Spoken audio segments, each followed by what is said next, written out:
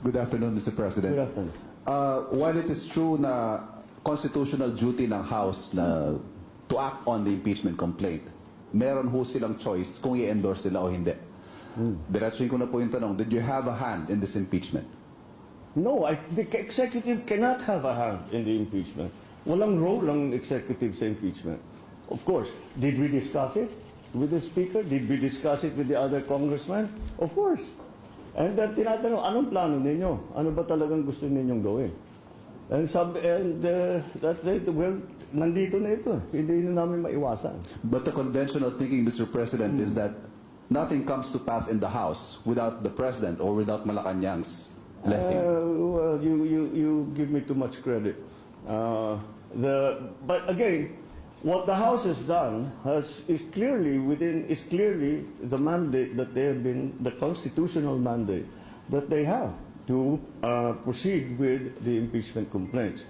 So that's why I don't that I think they're just following the procedure. Punot dulo nito na-transmit nila ang impeachment complaint sa upper house. One last point from my end, Mr. President. Kapansin-pansin na unang pumirma sa endorsement ang anak ninyo. Did he seek your advice on this, and what did you tell him? Of course, he did. And I said, it was very simple, but I told him. And he said, you know, mukhang pipirmahan na. Well, what's your opinion? What I should do? And I told him. I said the process is begun. It has parang batas yan eh. When you're in the legislature, when you file a bill, okay, House Bill number 1, 2, 3, etc., etc. Pag file mo niyan, that bill takes a life of its own.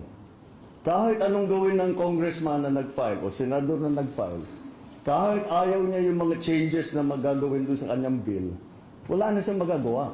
Because the bill is going through the process as it should. And part of that process will be amendments, additions, all that.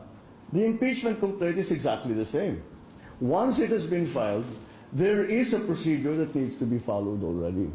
So sabi ko, andyan na tayo, sabi ko kay Kong Sandro, sabi ko sa kanya, the process has already begun. So, it's your duty now to support that process. So do your duty. That's what I told you. Do your duty. You have to support the process.